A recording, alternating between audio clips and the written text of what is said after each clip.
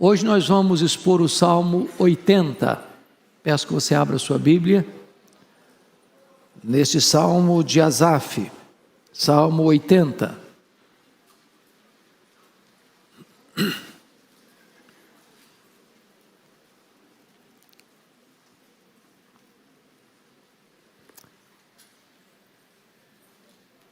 Salmo 80, versos 1 a 19.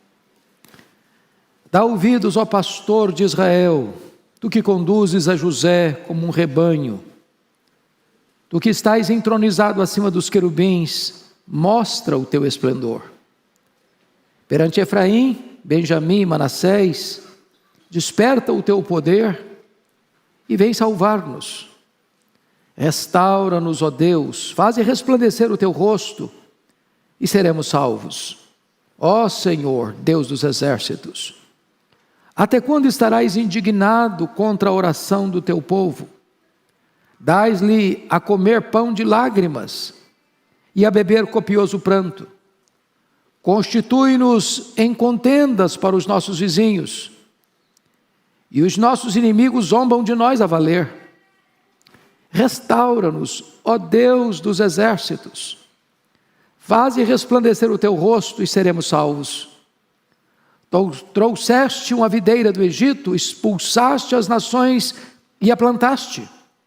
Dispuseste-lhe o terreno, ela deitou profundas raízes e encheu a terra. Com a sombra dela os montes se cobriram, e com os seus sarmentos os cedros de Deus. Estendeu ela a sua ramagem até o mar, e os seus rebentos até o rio.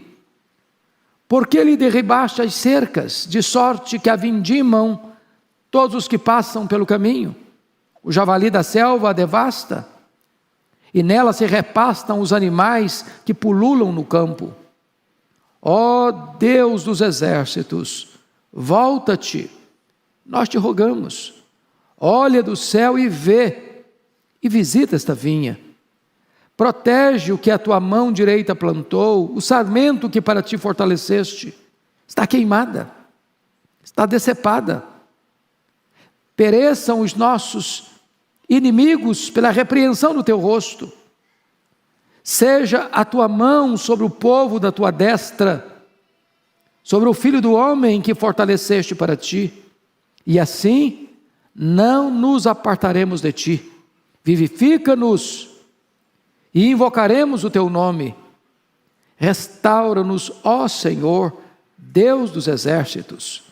Faze resplandecer o teu rosto e seremos salvos. Amém.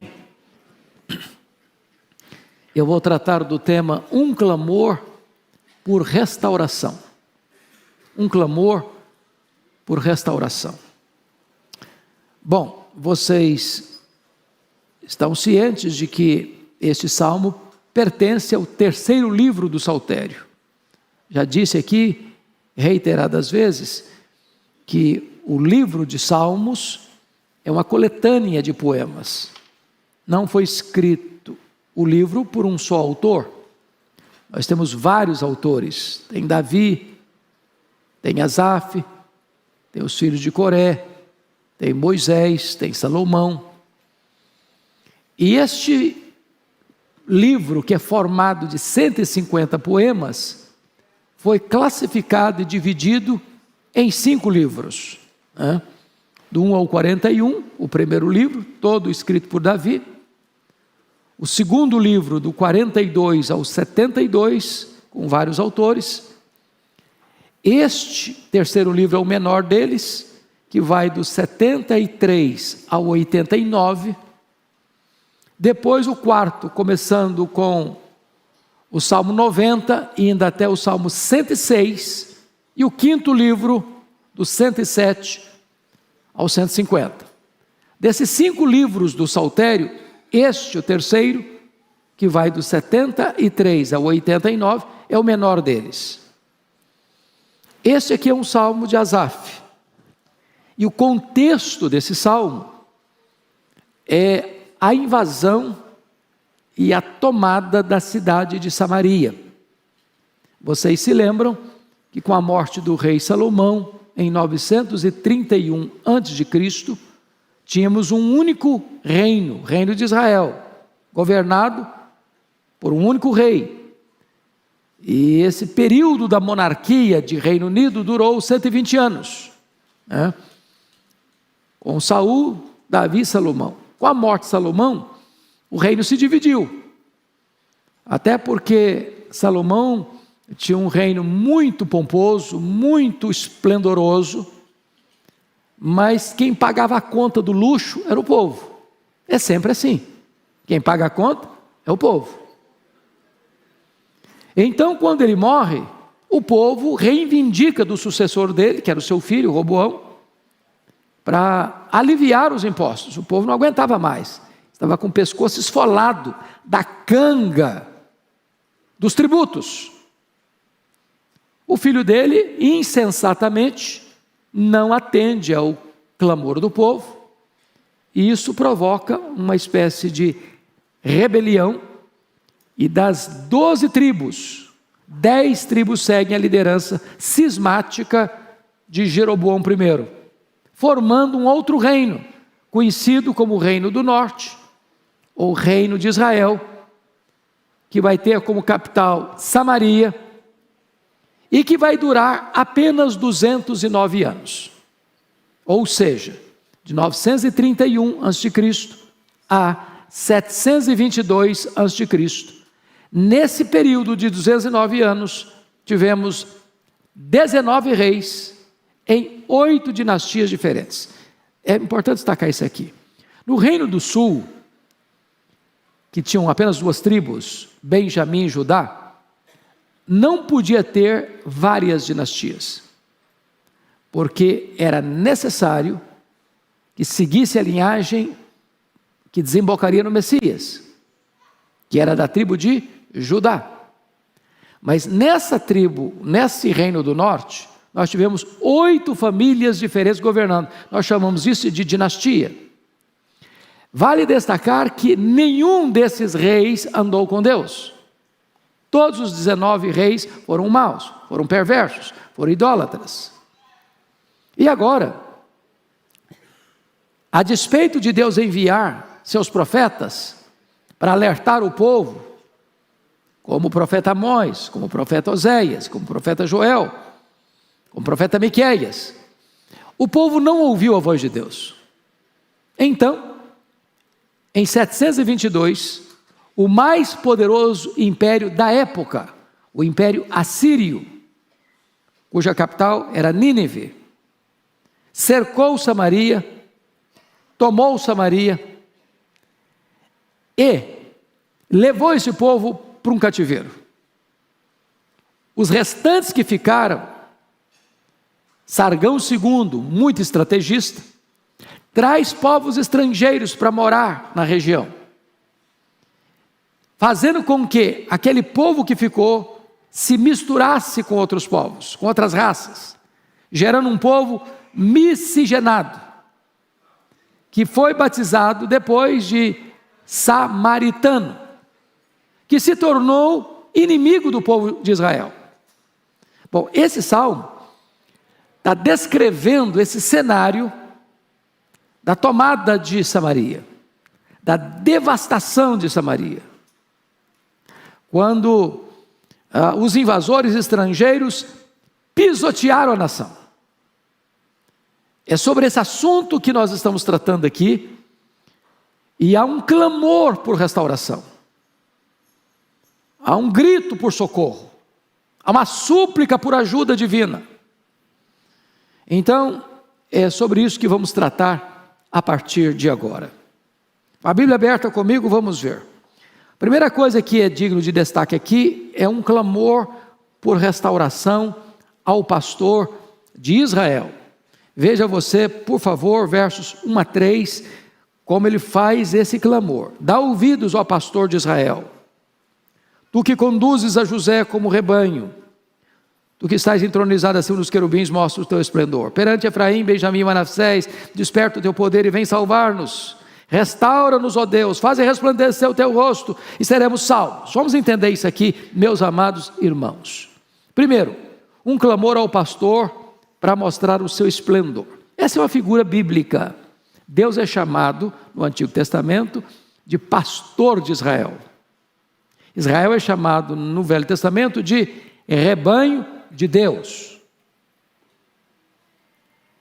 E no Novo Testamento, Jesus chama para si o título de pastor. Eu sou o bom pastor. Então, o que está se apelando aqui é um clamor: dá ouvidos. Porque a Bíblia diz que o pecado faz separação entre nós e o nosso Deus. O pecado leva à realidade de o povo clamar e Deus não ouvir. Então o povo está aqui num momento crítico, pedindo: dá ouvidos. Ó pastor de Israel, estão pedindo socorro, como um rebanho, como ovelhas. Tu que conduzes a José como rebanho. José aqui, vamos entender isso, é uma espécie de resumo do que significava as 10 tribos. José não teve tribo, José não é nome de tribo, mas José teve 2 filhos. Quem lembra o nome dos filhos de José? Primeiro, o mais velho, chamava Manassés. Como é que chamava o segundo filho? Efraim. Então José não teve tribo, mas os 2 filhos dele receberam tribo, né? Foram tribos. Quando eu disse aqui, dá ouvidos, ó pastor de Israel, tu que conduzes a José como rebanho, ele está sintetizando aqui todas as 10 tribos do norte, tá? E aí ele destaca que esse pastor é glorioso. Tu que estás entronizado acima dos querubins, mostra o teu esplendor.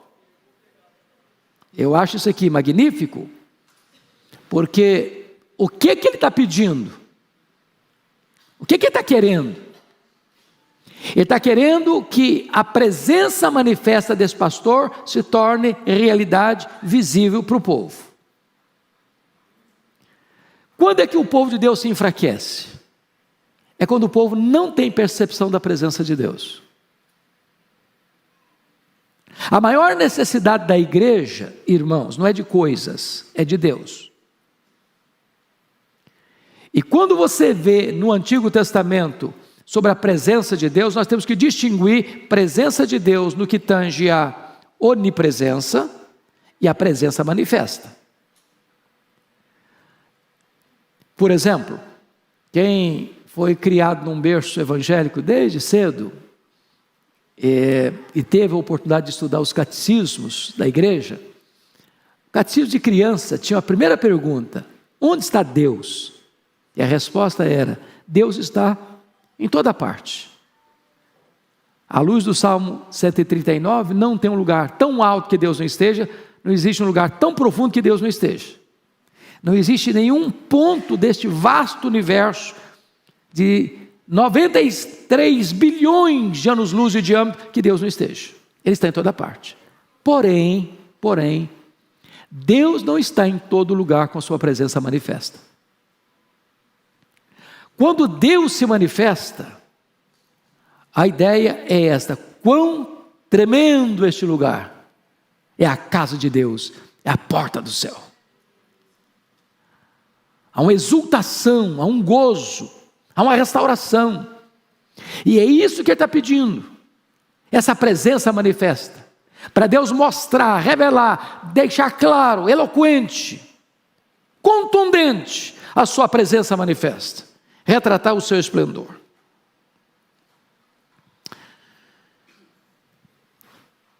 Aliás, lembram de Moisés, quando o povo pecou, lá em Cades Barneia?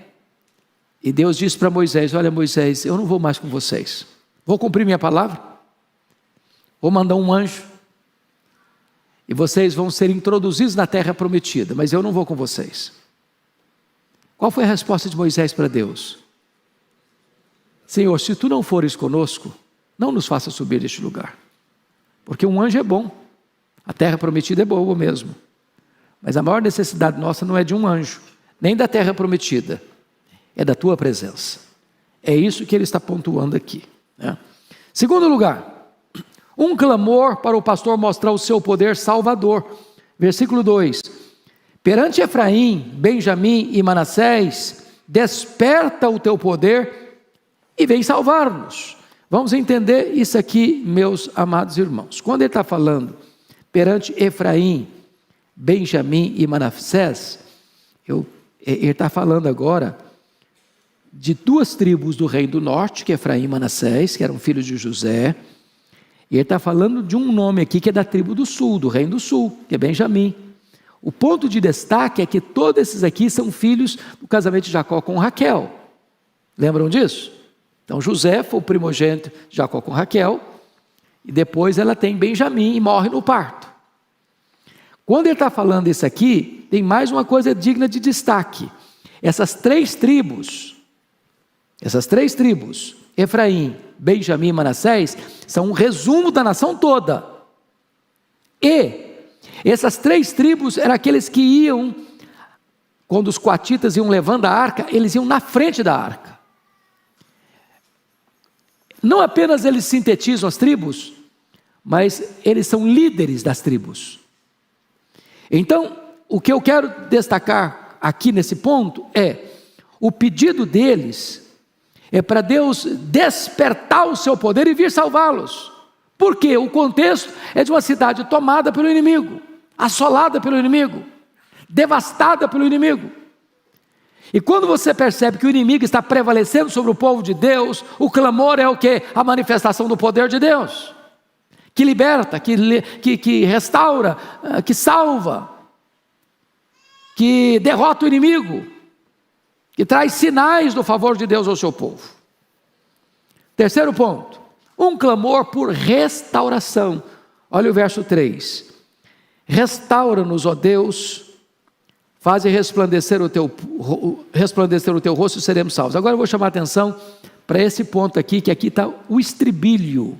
Estribilho é aquilo que numa estrofe você repete, né? Igual um hino, você canta um hino, a letra está lá, mas tem uma frase do hino que você repete em todas as estrofes, chamada de estribilho. Nesse salmo tem um estribilho, que é a alma, o cerne do salmo. E ele é repetido 3 vezes. Então olha aí comigo, por gentileza. Primeira vez que ele repete, que ele aparece no verso 3. Leia em voz alta comigo. Restaura-nos, ó Deus, faze resplandecer o teu rosto, seremos salvos. Ele repetiu de novo no verso 7, vamos ler de novo. Restaura-nos, ó Deus dos exércitos, faze resplandecer o teu rosto, seremos salvos. E ele repete a última vez, a terceira vez no 19. Vamos juntos? Restaura-nos, ó Deus, ó Senhor, desculpa, vamos começar de novo.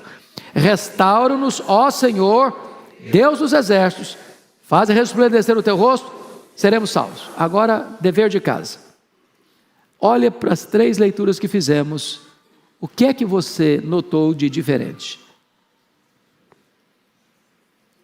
Vocês estão fazendo uma prova. E aí, se pergunta, é um estribilho, mas o que é que apareceu de diferente em cada um?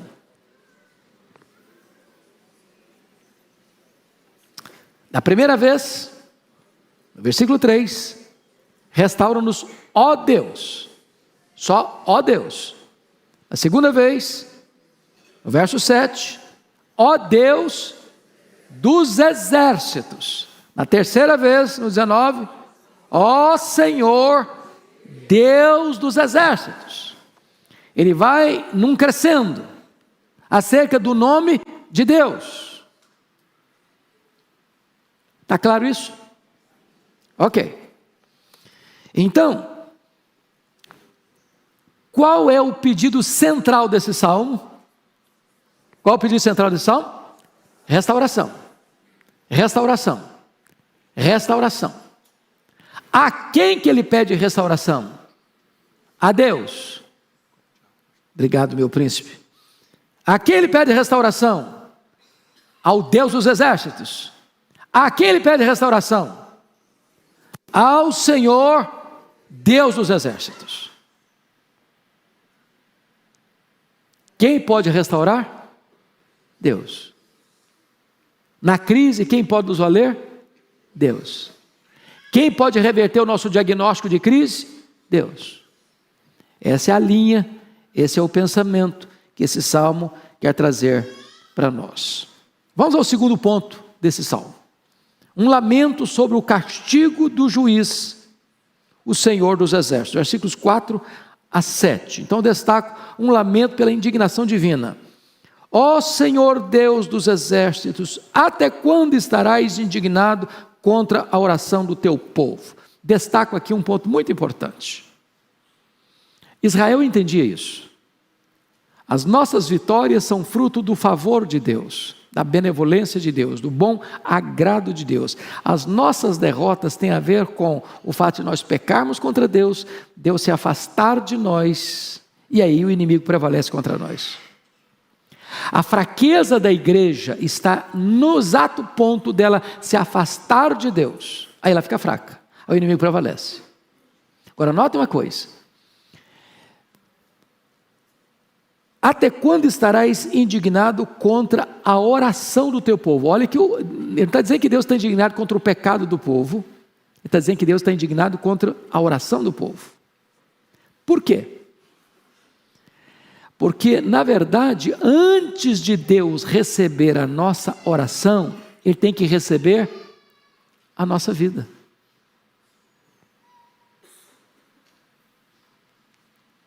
Primeiro Deus se agrada de você. Depois Deus se agrada da sua oração. Primeiro Deus se agrada de você. Depois Deus se agrada do seu culto. Deus não se agrada da minha oração no exato momento em que eu estou em rebelião contra Ele. Por que Samaria foi tomada? Porque a Síria era mais forte que Samaria? Porque o exército assírio era irresistível? Não. Porque Samaria estava vivendo em pecado, longe de Deus, em rebelião contra Deus. Mutatis mutandis aqui, vamos mudar a situação. Esse mesmo império assírio, quando dominou Samaria, quem governava lá em Judá era o rei Ezequias. Lembram disso? Esse mesmo exército vai e cerca Jerusalém. E ordena o rei Ezequias se render. Com abuso, inclusive dizendo, renda-se, porque Deus nenhum vai salvar você. É impossível alguém resistir meu exército. Senaqueribe desafiou. O que Ezequias fez? Orou ao Senhor. O que Deus fez?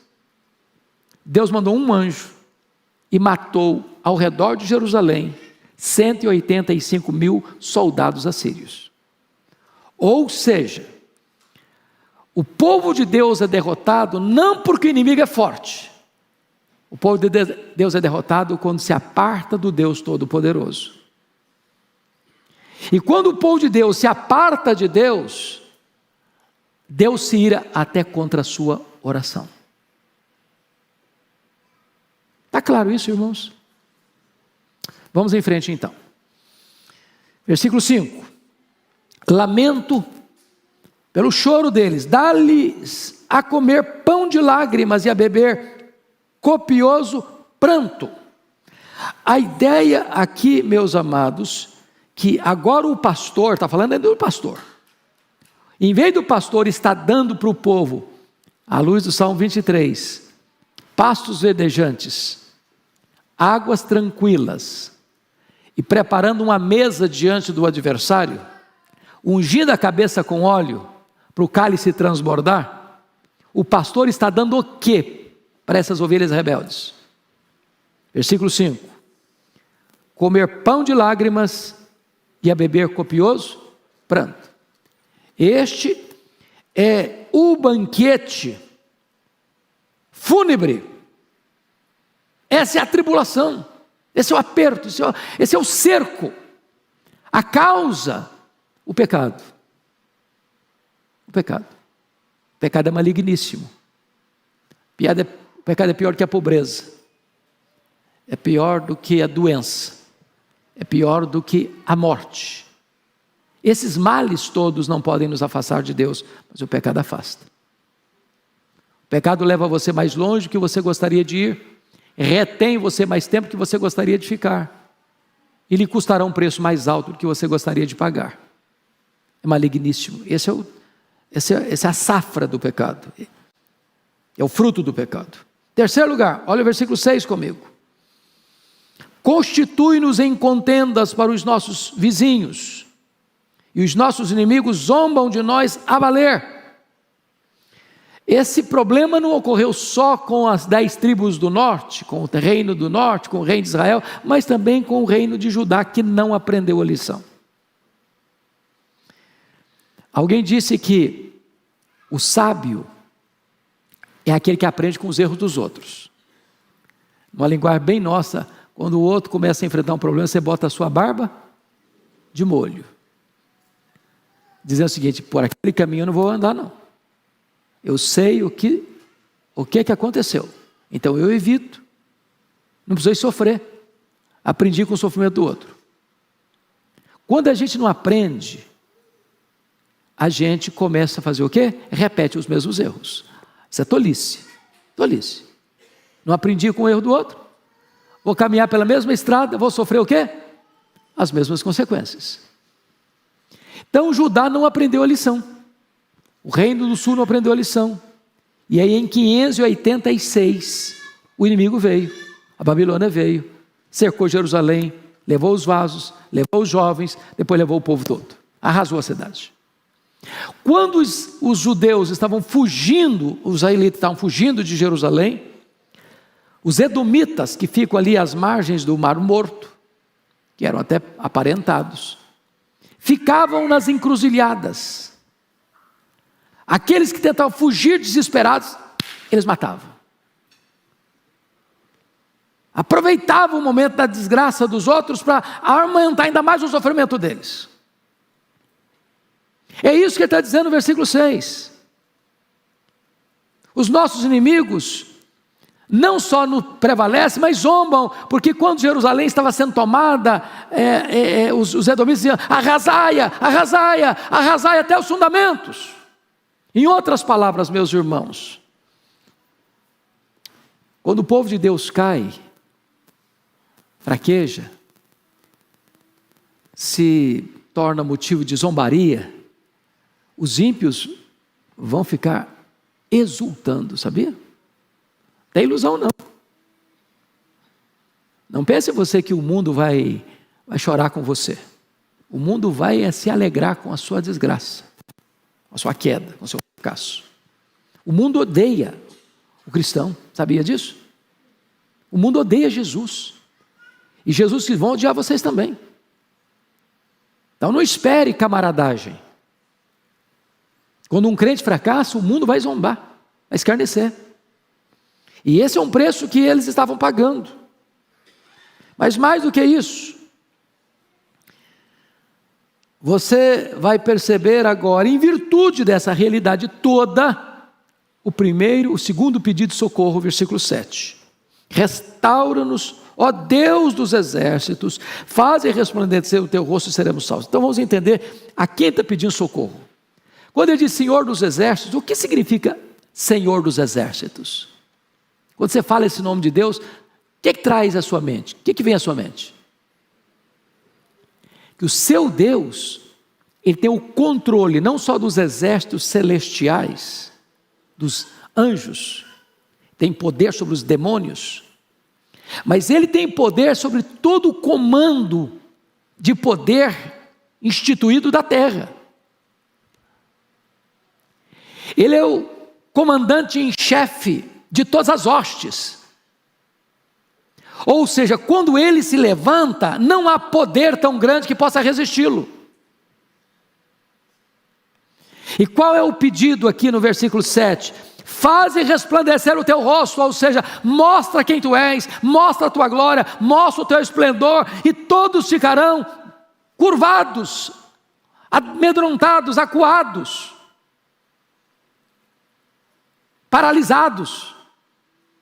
E o resultado disso, dessa manifestação esplendorosa de Deus, está escrito no verso 7 assim: e seremos salvos. Seremos salvos. Pois bem, vamos agora para a terceira lição do Salmo 80. um testemunho acerca da videira devastada ao agricultor. Veja você que a partir do versículo 8, ele vai mudar a metáfora. Qual foi a metáfora que ele usou de 1 a 7? O povo de Deus era o quê? Rebanho. Deus era quem? Pastor. Agora ele vai dizer que Deus é o viticultor, o agricultor, e o povo de Deus é o quê? A videira. Vamos lá.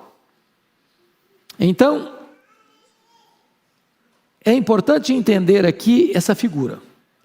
Se Jesus, no Novo Testamento, chamou a si mesmo de pastor, Jesus no Novo Testamento chama a si mesmo de quê?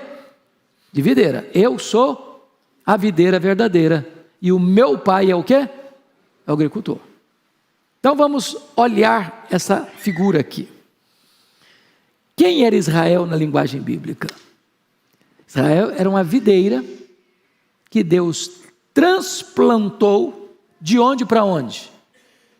Do Egito para Canaã.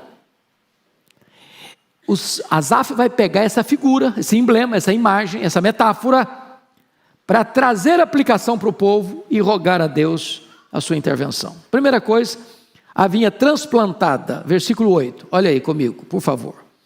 Trouxeste uma videira do Egito, expulsaste as nações e a plantaste.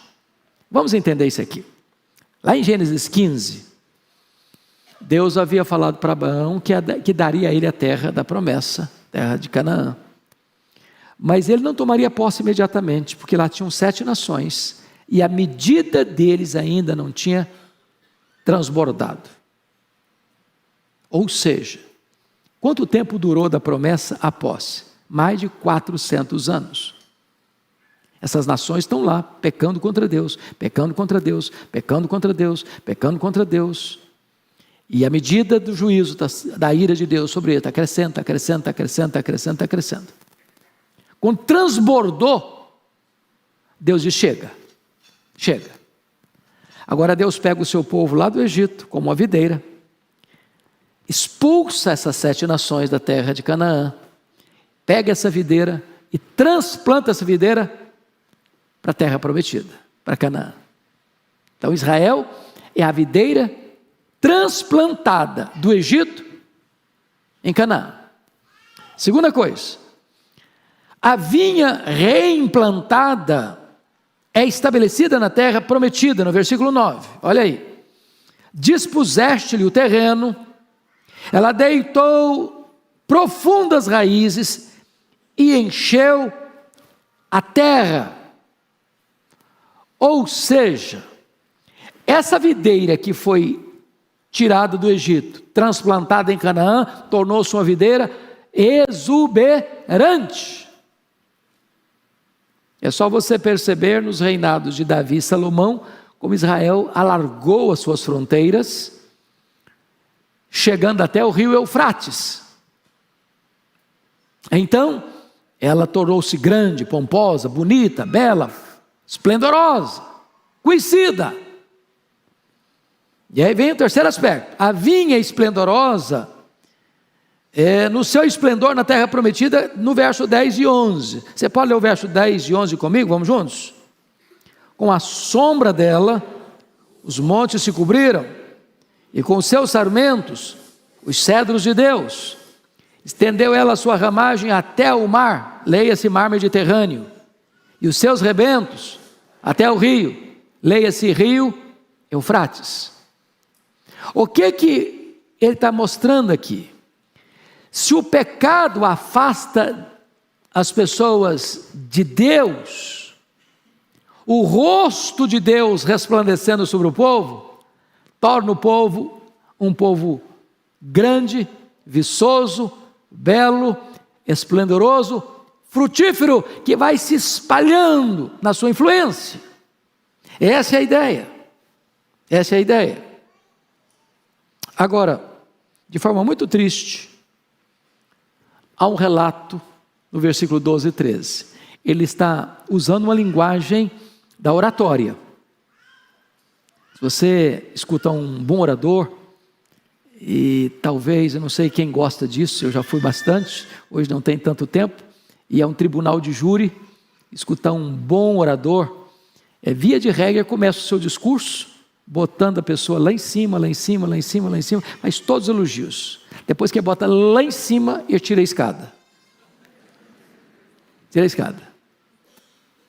Aqui, exatamente isso. Ele fez uma imagem de Israel como uma videira que foi transplantada do Egito para Canaã, e como essa videira tornou-se grande, bela, pomposa, como ela foi espalhando a sua sombra, a ponto de cobrir os cedros, que eram as árvores mais lindas, mais belas, mais nobres, lá da região norte, e do Líbano. E agora, olha o relato que ele vai fazer nos versos 12 e 13. Pode ler comigo? Vamos juntos? Por que lhe derribaste as cercas, de sorte que a vindimam todos os que passam pelo caminho? O javali da selva a devasta, e nela se repassam os animais que pululam no campo. O que aconteceu para que ela fosse devastada? O que saiu aí? As cercas. Você pode perceber que quando você vê agricultura nas estradas, via de regra, o agricultor faz o quê? Ao longo da estrada faz uma cerca, às vezes viva. Para quê? Primeiro, para que a pessoa que está passando não fique cobiçando, né? Então você não enxerga o que está lá. O que protege é a cerca. Se a cerca foi derribada, é a mesma coisa na época de uma cidade sem muros, vulnerável, susceptível, sem poder e capacidade de resistência. Então, é muito importante entender outra coisa no texto. Vejam vocês, no versículo 12, por que lhe derribaste as cercas? Quem derrubou as cercas? O próprio Deus. Por que Deus derrubou as cercas? Por causa do pecado. Quem fez o que em Jerusalém, por exemplo? Foi Nabucodonosor, quem com a sua força e estratégia política tomou os vasos do templo, ou foi Deus quem entregou os vasos do templo nas mãos dele?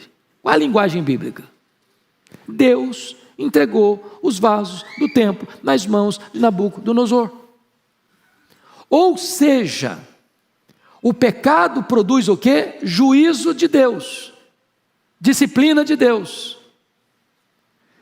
Não há possibilidade de pecar e ser premiado, e ter vantagem, e ter sucesso, e ter benefícios. O pecado vai trazer o quê? Prejuízo, derrota, fracasso, fraqueza, vulnerabilidade. Ou seja, o inimigo só entra porque não tem cerca. Irmão, está claro isso? Está confuso? Está dando para entender?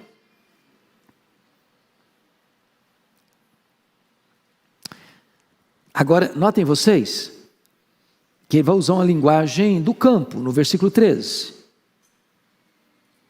Ou vamos pegar o 12 ainda. De sorte que a vindimam todos os que passam pelo caminho. Ele está usando uma linguagem bem nossa. Se é uma estrada, quem passa na estrada? Muita gente, passa por lá. Aí você tem uma parreira de uva, é uma videira. Videira produz o quê? Uva. Você está passando, vê a parreira, tem fruta, o cara passa por lá, pega um cacho aqui, pega um cacho lá. Aí o dono, quando vai colher, tem o que? Nada? Tem nada. Todo mundo já vindimou, todo mundo já pegou, sobrou nada. Trabalhou muito, resultado pífio. Mas ele usa uma outra linguagem, a linguagem dos animais selvagens. Versículo 13, olha aí, o javali da selva a devasta, e nela se repastam, quantos animais? Os animais que pululam no campo. Então, virou uma terra de ninguém, qualquer um. Quando você vai aplicar isso, se você percebe, Israel foi atacado pelo Egito, pela Assíria, pela Babilônia, pelo Império Medo-Persa, pelo Império Grego, pelo Império Romano. Qual a causa? Pecado do povo, pecado do povo, pecado do povo, pecado do povo. Quem entregou o povo a essas feras selvagens? Deus, Deus, Deus, Deus, Deus.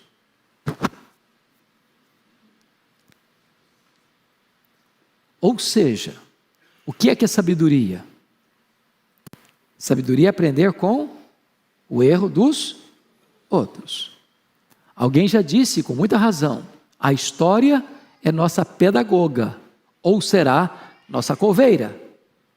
Se eu não aprender com os erros da história, vou repetir os mesmos erros e sofrer as mesmas consequências.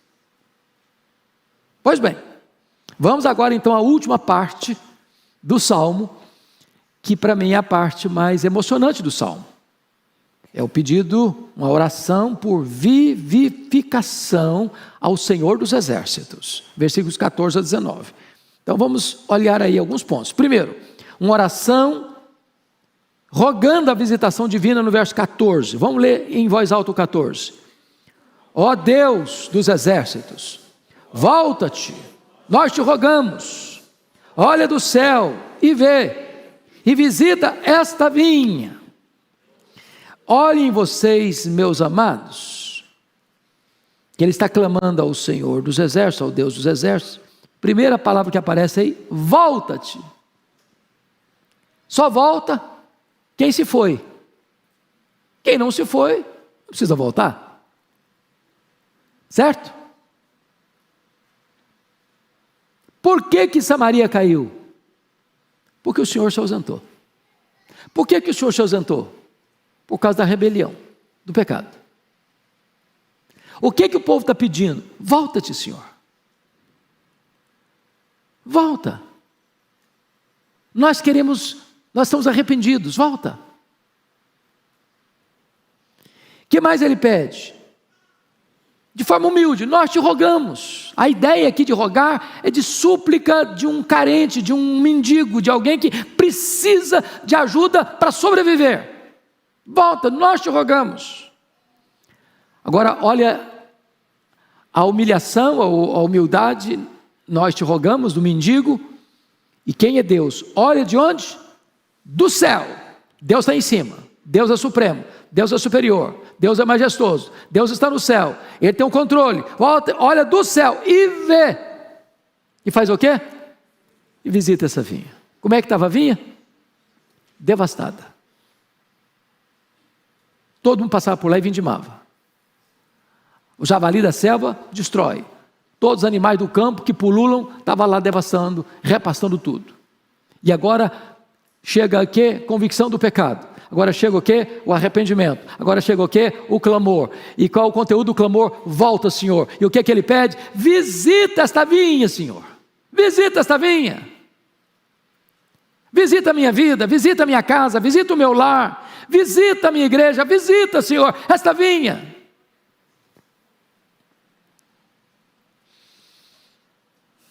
Versículo 15. Uma oração por proteção divina. Leia o 15 comigo. Protege o que a tua mão direita plantou, o sarmento que para ti fortaleceste. Olha que coisa maravilhosa, ele está pedindo proteção, mas ele está admitindo uma coisa muito bonita. Isso é tão lindo, irmãos. A vinha devastada ainda era a vinha de Deus. A vinha devastada era a vinha que Deus havia plantado. Um crente cai, sofre, mas ainda ele é filho de Deus.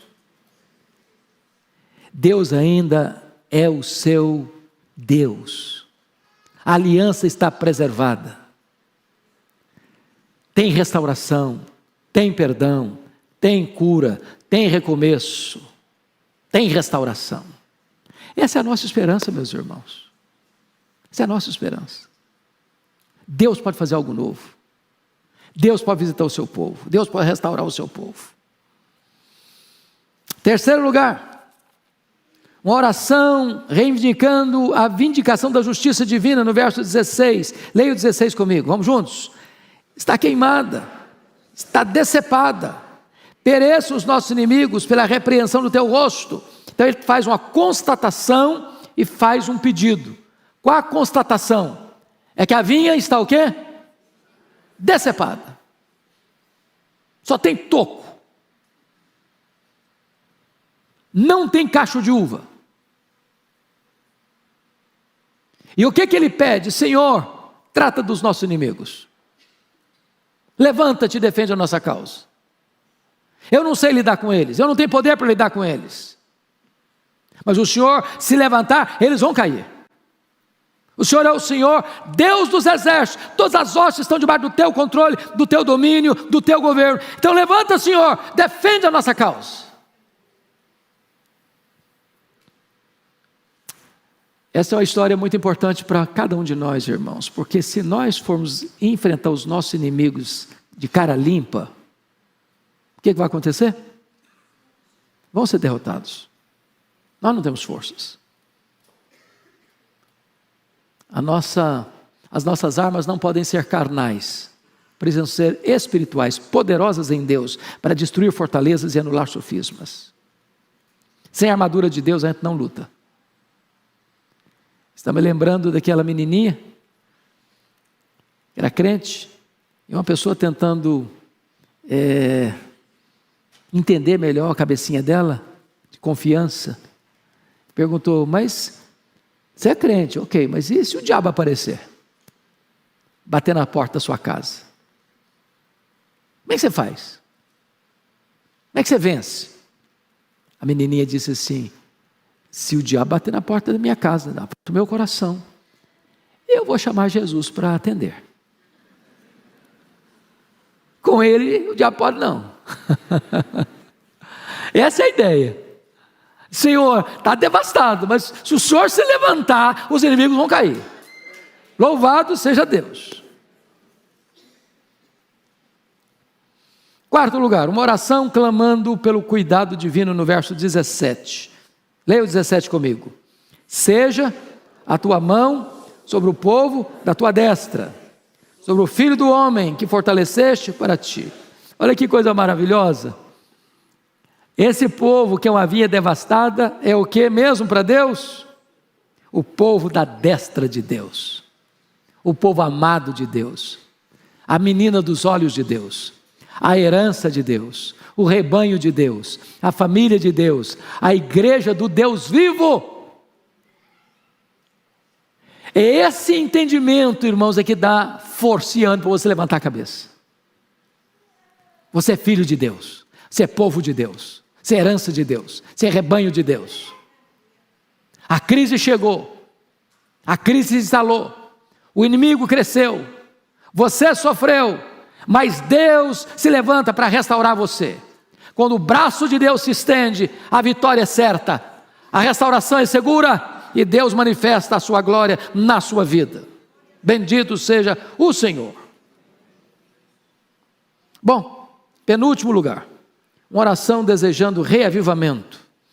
Olha comigo o versículo 18, por gentileza. E assim, não nos apartaremos de ti. Vivifica-nos, invocaremos o teu nome. Louvado seja Deus. Sabe quem nos prende assim, bem pertinho dele? É o próprio Deus. A obra de Deus, é dependência de Deus. Eu me aparto de Deus sempre que sou deixado a mim mesmo. Sou fraco, não consigo.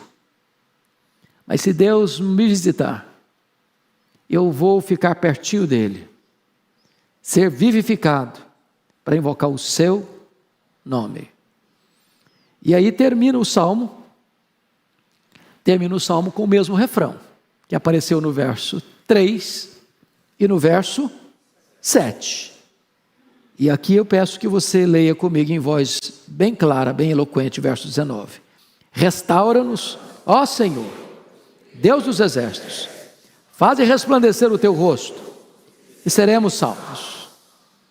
Então, nós temos duas figuras aqui. A primeira figura é a figura de um rebanho. A segunda figura é a figura de uma videira. Você é rebanho de Deus, você é ramo da videira verdadeira. O Deus a quem servimos é o Deus da nossa restauração, que pode trazer sobre nós um reavivamento. Deus fez isso na história. Deus fez isso lá na Alemanha, em 1723, com os moravianos. Deus fez isso lá na Inglaterra, na Universidade de Oxford, em 1739. Deus fez isso nos Estados Unidos, nos anos de 1857, 1859. Deus fez isso no país de Gales, em 1904, com Evan Roberts. Deus fez isso em 1966, com Earl Stiggin, na África do Sul. Deus fez isso em 1907, na Coreia. Deus fez isso em muitos outros lugares. A igreja murcha, de repente, o Senhor vem, visita a sua vinha e ela volta a florescer e frutificar. Vocês certamente estão acompanhando esse fato que aconteceu na Universidade de Asbury, no estado de Kentucky, no dia 8 de fevereiro. Eu tenho acompanhado de perto, eu tenho conversado com pastores amigos que estiveram lá, e conversei com eles lá de dentro, fazendo lives com eles, e eu gostaria de dar alguns testemunhos para vocês sobre isso. É uma universidade metodista. O fundador desta universidade, missionário Asbury, por isso tem esse nome, fundou essa universidade no século XVIII. Ele era um discípulo de John Wesley. Ele andou cerca de 100 mil milhas a cavalo pregando o evangelho, falando de avivamento. Eu fico imaginando que Deus está respondendo à oração daquele homem ainda hoje. Essa universidade já recebeu várias visitações de Deus em outros tempos, desde 1908.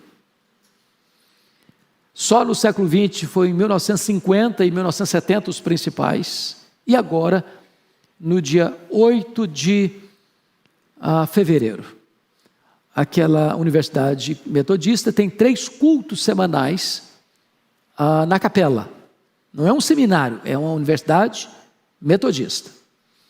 E neste culto de dia 8, o capelão pregou um sermão sobre Romanos 12, versos 9 a 21. Eu tive a bênção de ouvir esse sermão na íntegra. Um sermão simples, mas muito objetivo, muito direto, muito confrontador, retratando a questão de que há necessidade de confissão de pecados. E o que ele disse foi o seguinte: o que nós falamos de amor não é amor, porque nós não temos na prática preferido uns aos outros em honra. Quando ele terminou o sermão, os alunos voltaram para a capela, para as salas de aula, e deram falta de 19 alunos. Quiseram saber o que estava acontecendo. Um desses alunos permaneceu na capela, se ajoelhou, tomado de convicção de pecado, e começou a confessar os seus pecados. Pecados graves, horrendos, com medo de ser rejeitado. Mas os colegas que estavam ali, me parece 18 deles, se ajoelharam com ele, choraram com ele, amaram a ele, e também começaram a confessar os seus pecados. Os professores, percebendo que os alunos não voltavam, procuraram saber. E aí foram os professores, foram os outros alunos, foram os diretores, foram os funcionários. E um senso tremendo da presença de Deus invadiu aquele lugar. A capela comporta 1.500 pessoas, e a reunião de oração intercalada de pregação, de louvor, durou mais de 2 semanas. Outras universidades estão sendo tomadas com o mesmo propósito, com o mesmo sentimento. Pessoas vieram de praticamente todos os estados da América para ver o que estava acontecendo. Uma cidade pequena, no meio de fazendas. Gente de outros países vieram. E o testemunho que se tem é que é impossível chegar ali sem ter um senso profundo da presença de Deus. As filas se formaram de mais de 2 quilômetros, mais de 2.000 metros de fila, numa temperatura até 4 graus negativos. Ninguém murmurando, ninguém reclamando, um senso profundo de quebrantamento, de arrependimento, de confissão de pecado, de adoração a Deus. Um dos pastores, amigo que eu tenho lá, um homem muito estudioso, disse: eu vou lá, até a pedido do conselho dele, para verificar em loco. E ele foi e me disse, com um senso crítico, com um pouco de ceticismo, Quando ele chegou, ele foi tomado pela presença de Deus. E aquilo impactou a vida dele. Um outro pastor, que foi meu professor lá em Jackson, Mississippi, esteve lá e com lágrimas, chorando, me disse: olha, é impossível não entender que é uma obra de Deus. Outro pastor, com quem conversei ontem, também, repetida vez, eu fiz uma live com ele, e ele me ligou ontem e disse: pastor Hernandes, a minha vida tem um antes e tem um depois. O que eu experimentei ali foi tamanho que parecia que eu podia apalpar Deus no ambiente. Ontem me ligou dizendo que estava dirigindo o seu carro e foi tomado por uma presença de Deus tão grande, uma alegria tão grande que ele nunca sentiu na sua história, na sua vida. Deus pode fazer de novo. Deus pode fazer de novo. O que diferencia este fato dos outros é que nós vivemos hoje no período da mídia social, da internet. E o mundo inteiro está sendo, de certa forma, impactado por esse fato. Meus amados, o que eu creio é aquilo que esse salmo está nos ensinando. Restaura-nos, ó Senhor, Deus dos exércitos. Faze resplandecer o teu rosto e seremos salvos. Que Deus nos visite também. Que Deus nos quebrante também. E que nós experimentemos na nossa geração também um poderoso reavivamento espiritual. Vamos ficar em pé e vamos orar.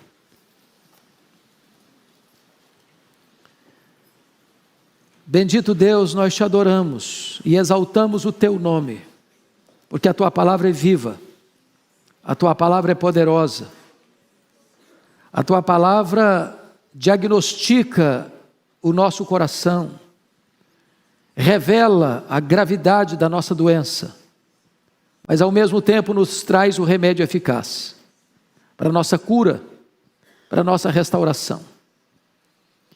Deus, nós nos identificamos com o povo de Israel. Muitas vezes, nós temos sido também um rebanho de ovelhas rebeldes, que não querem seguir a liderança do pastor, do supremo pastor. Às vezes, Deus, nós nos tornamos recalcitrantes, de dura cerviz. Às vezes, Deus, nós vivemos uma vida apática, sem viço, sem frutos, como uma videira devastada.